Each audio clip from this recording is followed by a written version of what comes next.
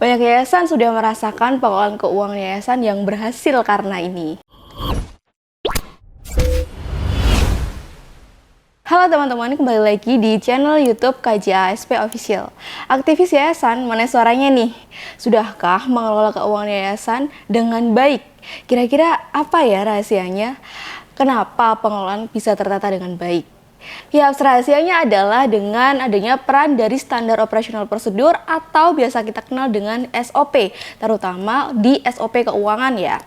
Nah, sebelum lebih jauh, ayo kita kenali dulu apa itu SOP keuangan. SOP atau Standar Operational Procedure adalah panduan tertulis yang berisi langkah-langkah yang harus diikuti untuk menyelesaikan suatu proses. Dalam konteks pengelolaan keuangan yayasan, SOP sangat penting untuk memastikan setiap aktivitas keuangan dilakukan dengan benar dan konsisten. SOP ini mencakup seperangkat aturan dan langkah-langkah yang harus diikuti oleh staf keuangan dan manajemen keuangan untuk menjaga supaya keuangan yayasan tetap teratur, transparan, dan sesuai dengan peraturan. Di sini diatur siapa melakukan apa, memakai dokumen yang apa, alatnya apa, kapan dilakukan, arus dokumennya bagaimana, sampai hasil akhir yaitu informasi keuangan dalam bentuk laporan keuangan dan informasi lainnya yang diperlukan. SOP keuangan ini diperlukan yayasan agar tidak bergantung pada orang lain dan selera serta dapat meningkatkan kontrol keuangan yayasan. Jadi ketika ada staf yang mungkin keluar, kita tak perlu kelabakan lagi nih transfer knowledge karena sudah ada SOP keuangan yang menjawabnya. Tapi selain itu, apa aja ya teman-teman alasan mengapa SOP dalam pengelolaan keuangan yayasan ini diperlukan? Yang pertama, karena transparansi. Melalui SOP keuangan, yayasan menciptakan tingkat transparansi yang tinggi dalam mengelola keuangan. Dengan terciptanya transparansi, semua pihak yang terlibat memahami bagaimana keputusan keuangan diambil dan siapa yang bertanggung jawab atasnya.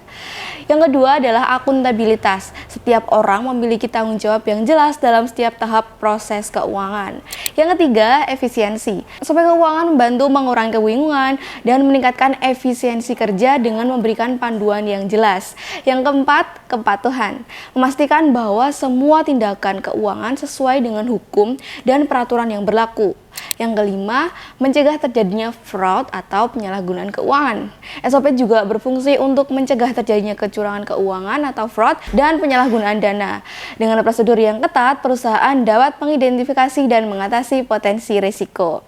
Yang keenam nih, pemantauan kinerja keuangan. Melalui SOP, yayasan dapat secara teratur memantau dan mengevaluasi kinerja keuangan mereka yang dapat membantu dalam mengidentifikasi masalah potensial dan mengambil keputusan untuk tindakan perbaikan.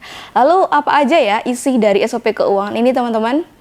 Yang pertama adalah penganggaran. Sistem penganggaran yayasan melibatkan serangkaian prosedur dan pedoman yang dirancang untuk menciptakan struktur dan disiplin dalam pengelolaan keuangan. Ini mencakup tahap perencanaan yang cermat, penetapan anggaran yang realistis, pengawasan yang ketat, dan evaluasi kinerja secara berkala. Dengan sistem penganggaran yang efektif, yayasan dapat memprioritaskan nih program-program yang paling penting, menghindari pemborosan, dan memastikan bahwa setiap program berkontribusi secara signifikan pada tujuan yayasan. Nah, mari kita terus menjelajahi lebih dalam bagaimana sistem penganggaran alat yang penting dalam mencapai keberhasilan dan dampak berkelanjutan dalam dunia yayasan dan organisasi nirlaba. Yang kedua, penerimaan dana. SOP keuangan yayasan harus merinci nih bagaimana proses penerimaan dana dilakukan, termasuk pemeriksaan dokumen, pencatatan, dan tindakan yang harus diambil untuk memastikan dana tersebut sesuai dengan tujuan yayasan. Contohnya adalah penerimaan kas dan bank yang biasanya banyak terjadi. Yang ketiga adalah pengeluaran dan pembayaran. Nah, prosedur untuk mengotorisasi, merekam, dan mengelola pengeluaran dan pembayaran termasuk langkah-langkah untuk memverifikasi dan mengamankan transaksi keuangan. Contohnya nih ada pengeluaran kas dan bank, pengeluaran barang atau logistik, dan lain sebagainya sesuai dengan kondisi yayasan teman-teman. Yang keempat adalah pelaporan keuangan. Cara penyusunan dan penyajian laporan keuangan yang akurat dan relevan kepada pihak-pihak yang berkepentingan ada di standar operasional prosedur ini. Seperti donor, pengurus, dan auditor itu pasti membutuhkan laporan keuangan. SOP keuangan yayasan juga harus mencakup frekuensi dan format pelaporan. Nah, laporan keuangan untuk yayasan menurut ISAK 35 yang saat ini berubah menjadi ISAK 335 ada laporan posisi keuangan, laporan penghasilan komprehensif, laporan perubahan aset neto, laporan arus kas, dan catatan atas laporan laporan keuangan. Nah, kesimpulannya nih teman-teman, rahasia pengelolaan keuangan yayasan yang lancar terletak pada penerapan standar operasional prosedur keuangan. SOP keuangan adalah panduan tertulis yang memastikan setiap aktivitas keuangan dilakukan dengan benar, konsisten, dan sesuai dengan peraturan. Dengan SOP keuangan, yayasan dapat mencapai transparansi, akuntabilitas, efisiensi, kepatuhan, pencegahan fraud, dan pemantauan kinerja keuangan dengan baik.